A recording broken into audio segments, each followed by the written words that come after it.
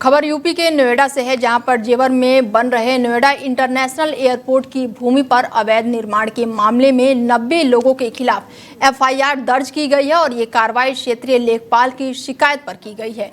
ये अवैध निर्माण हुकुम सिंह के साथ साथ कई गांव में एयरपोर्ट को कई बीघा भूमि पर किया जा रहा था और जिला प्रशासन ने पुलिस को इस संबंध में जानकारी दी थी।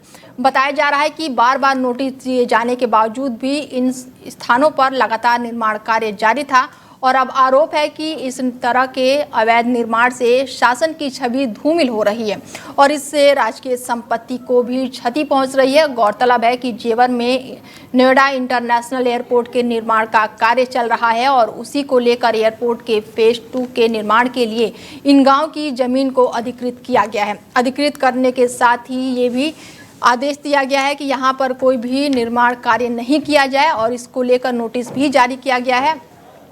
और इस खबर पर ज़्यादा जानकारी के साथ हमारे संवाददाता अरबाज खान जुड़ चुके हैं और उनसे जानते हैं कि अवैध निर्माण को लेकर 90 लोगों के खिलाफ एफआईआर दर्ज की गई है।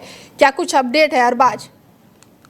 बिल्कुल, देखिए अनीता, मैं बात करूं ग्रेटर नोएडा में जो एयरपोर्ट बन रहा है, जब से एयरपोर्ट का निर्माण हुआ है, जब से उसकी स्थापना की गई है, तभी से जो भूमाफिया हैं वो सक्रिय हो गए हैं और जो लोग नए लोग आते हैं, बाहर से आते हैं, उनको बहलाते फुसलाते हैं। जेवर एयरपोर्ट के बराबर में जमीन देने के नाम पर बहुत सारी जमीनों को हथियार रखा था और एक तरीके से भूमाफिया का अपना काम चालू कर रखा था। मैं आपको बता दूं, जो लेखपाल है उसने फिलहाल में रबुपुरा थाने, ग्रेटर नोएडा के रबुपुरा थाने में 90 लोगों के खिलाफ एफआईआर दर्ज कराई गई है और ऐसे बहुत से गांव हैं जहां पर कई बीघा एयरपोर्ट की जमीन को भूमाफियों ने कब्जा रखा था, जैसे नगला, रनेरा, कुरेवा और करौली, बंगर। कई ऐसे गांव हैं जहां पर जो कि भूमाफिया ने हथियार रखा था।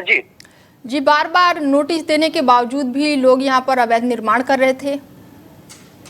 जी बिल्कुल, देखिए बार बार नोटिस दिया जा रहा था उसी चीज को लेकर कि जो भूमाफिया हैं वो संभल जाएं, सुधर जाएं, लेकिन उन पर कोई भी असर नहीं हो रहा था, बल्कि वो एक तरीके से चेतावनी दे रहे थे।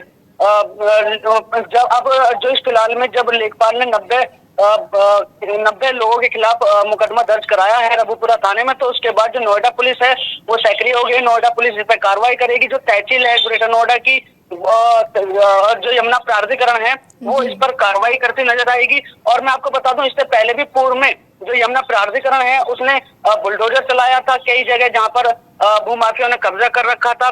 जिस तरीके से देखा जाए पहले भी बुलडोजर चल चुका है, तो अब देखना होगा आने वाले वक्तों में किस तरीके से कितनी कार्रवाई देखने को मिली जाती है। जी, लगातार बुलडोजर एक्शन भी अवैध निर्माण पर देखने को मिल रहा है। हालांकि अवैध निर्माण करने वाले जो दबंग है वो फिर भी बाज नहीं आ रहे हैं। पुलिस की कार्रवाई कहां तक पहुंची है अरबाज?